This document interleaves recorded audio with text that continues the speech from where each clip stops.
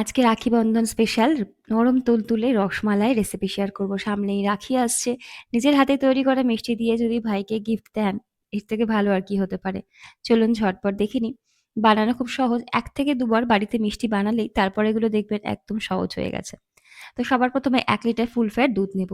যে কড়াইতে জাল করব দুধটা একটু জল দিয়ে নেব প্রথমে, তারপরে দুধটা দেবো যাতে কড়াইয়ের তলা ধরে না যায়। দুধটাকে জাল করতে, করতে এখানে ১ থেকে ১.৫ টেবিল চামচ ভিনিগারে 1/4 কাপ জল মিশিয়ে রাখলাম। দুধটা যেই জাল হয়ে যাবে জাস্ট একবার ফুটে উঠবে, গ্যাসের ফ্লেম বন্ধ করে মিনিট খানেক অপেক্ষা করব। তারপরে জল আর ভিনিগার দিয়ে দুধটাকে কাটিয়ে নেব। পাতিলেবুর রস, টক দই দিয়েও দুধ কাটাতে পারেন। ছানা কেটে গেলে যদি মনে হয় জল আর ভিনিগারের মিশ্রণ রয়ে গেছে সেটাকে রেখে দেবেন, আর দিতে হবে না। পাতলা সুতির কাপড়ে ছানাটার জল ঝরিয়ে নেব। ছানা কাটার জলে প্রচুর পরিমাণে নিউট্রিয়েন্টস থাকে। আটা মাখার কাজে তরকারিতে ব্যবহার করতে পারেন।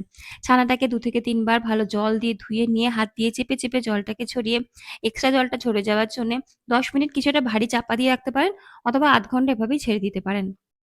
ছানার জল ঝরে গেলে সবার প্রথমে চিনির একটা শিরা তৈরি করব। ১ কাপ চিনি ৩.৫ কাপ জল দিয়ে চিনি আর জলটা মিশিয়ে দেবো। তারপর ছানাটা মাখবো। একদম পাতলা চিনির রসে কিন্তু মিষ্টিগুলো স্পঞ্জি হবে।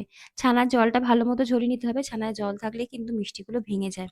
ছানার জল ঝরিয়ে নিয়ে হাতের তালু দিয়ে মিনিট ৩ একদম মোলায়েম করে মেখে নেব।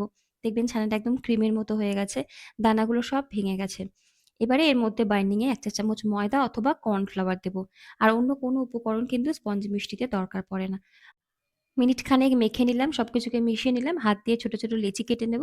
লেচিগুলো যেমন সাইজের হবে মিষ্টিগুলো কিন্তু ফুলের ডাবল হবে, সেই আন্দাজে লেচিগুলো কাটবো। প্রত্যেকটা লেচি কেটে নিলাম যাতে মিষ্টিগুলো সমান সাইজের হয়। হাত দিয়ে ছোট মসৃণ বল করে হালকা হাতে প্রেস করে রসমালাইয়ের শেপ দিলাম। পছন্দ মতো অন্য কোনো শেপও দিতে পারেন।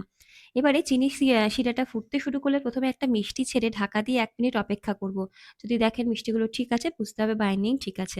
বাকি মিষ্টিগুলো এই ফুটন্ত রসের মধ্যে একে, একে ছেড়ে দিয়ে ঢাকা দিয়ে ১০ মিনিট জাল করতে হবে।